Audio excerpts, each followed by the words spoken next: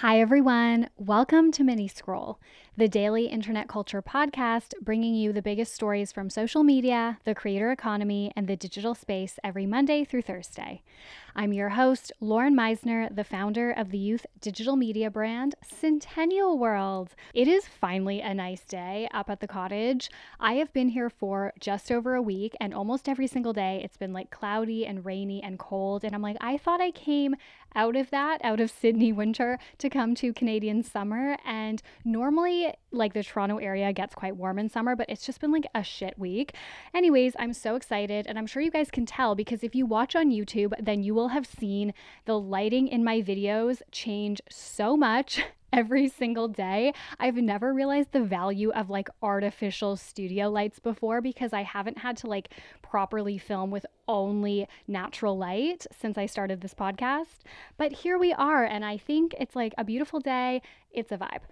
All right, so let's just get into the first story for you guys today. I have two stories. So the first is that there is speculation, very seriously valid speculation, that subreddits are about to be paywalled. So last week during an earnings call, Reddit CEO Steve Huffman suggested they might paywall certain subreddits. He said, quote, "I think the existing altruistic free version of Reddit will continue to exist and grow and thrive just the way it has. But now we will unlock the door for new use cases, new types of subreddits that can be built that may have exclusive content or private areas, things of that nature."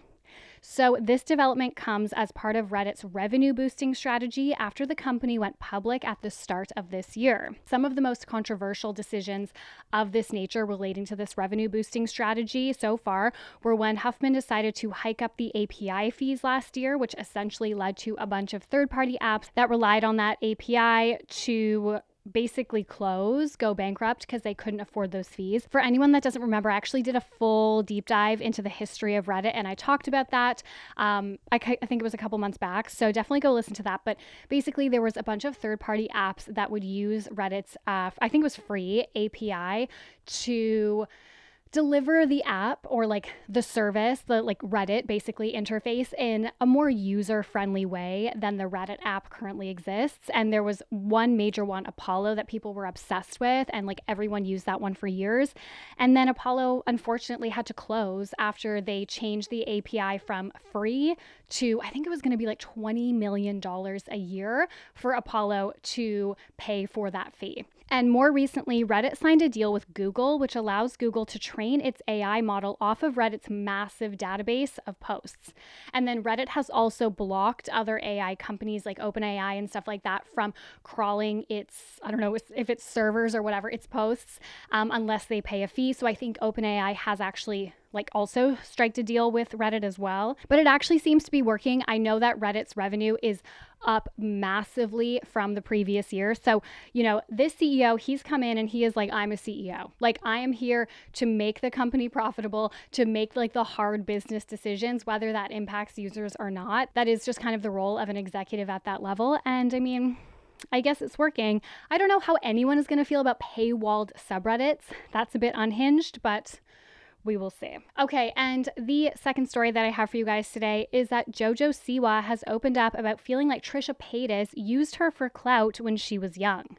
So on an episode of JoJo's podcast, JoJo Siwa Now, the controversial star spoke about her relationship with Trisha Paytas and how she feels Trisha used her back in the day. So we all know back when JoJo was a minor, she would collaborate a lot with different YouTubers who were much older than her.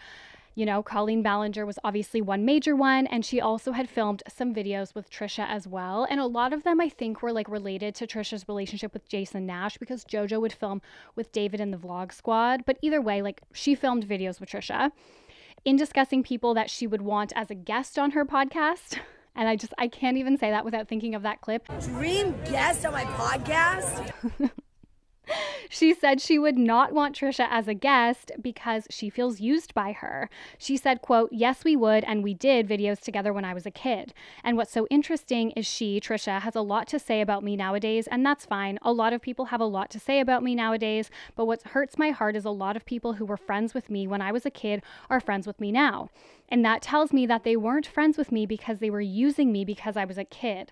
I did bring a lot of views. I brought a lot of views to a lot of people's videos and my own videos. What breaks my heart, not as a 21-year-old, but it breaks my heart for that 14-year-old that did videos with Trisha. She thought Trisha actually liked her." You guys know how I feel about JoJo. I think she is publicly in the throes of deconstructing what happened to her as a child star. And I think this is actually quite a good example of this. She's still very much in denial. Like the fact that she, I know she's still quite young. She's 21. The fact that she still believes, she's still not ready to accept that just because Colleen Ballinger and these other YouTubers kept speaking with her after she kind of transitioned her channel from JoJo Siwa to it's more of a brand channel now, just because they stayed in touch with her doesn't mean that they were best friends. What does a 30-year-old have in common with a 14-year-old? Why would they be friends with JoJo other than for a business benefit, right? That doesn't mean that they're not friendly with her still, but the fact that she's using Trisha not wanting to be her actual friend as a reason for the fact that she used her, and she can't see the fact that someone like Colleen, who has had so many allegations against her about acting inappropriately with really young fans and minors over the course of her career, she can't see that how Colleen treated JoJo when she was a teenager is more inappropriate, is so indicative, I believe, of the mental space that she's in. She's still very much a child star in her, inside, and she can't unravel that yet. She can't kind of come to terms, I think, with how the industry treated her and how the adults around her treated her and how exploited she actually was. So Trisha responded on her podcast, and she basically said she was not about to become friends with a 13-year-old. She said they were friendly and JoJo was very nice, but there was no hanging out outside of filming because it would be weird. And she was like, yeah, I filmed with JoJo. It was a business decision. We were working together, but that doesn't mean that I'm going to go become friends with her. She mentioned a New Year's Eve party that she was invited to at JoJo's, and she didn't go because she was like, that would be so weird. And she's like, it's not because I don't like JoJo. She's super nice, but that would just be inappropriate and weird. So I know JoJo gets a lot of flack for being a bit problematic and defending, abusers and people that have exploited others, but also the same people that have exploited her. She came out in defense of Colleen Ballinger last year, and I don't know. I think sometimes, and this happens with child stars, we don't, especially JoJo, because she hasn't actually transitioned. I know Karma and her new album and stuff is supposed to be her step into adulthood. I think it's very clear that it's not, she's just kind of turned her rainbow sparkly vibes into sparkly black vibes, and is hoping that shows that she's matured and growing and kind of in her adult phase, but I don't think she's quite there yet. And I think sometimes with child stars, including JoJo, what happens is we place more, I think, adultness. I'm not sure what the right word is. We adultify them, the adultification, I suppose, of child stars. We treat them like they are adults, obviously, so much younger than they are. And I think JoJo's only 21 and she still has a lot of unlearning to do, but I don't think a lot of us are giving her enough grace to do that. So she's going to make mistakes. She's going to defend Colleen, and she's going to defend the wrong people and she's going to say the wrong things because she's dealing with what happened to her, but she's not taking a step back like a lot of child stars do and deal with it and reconcile with it privately. She's doing all of this in front of us because she's trying to maintain her career. So I don't know. So I think that's partly what we're seeing here.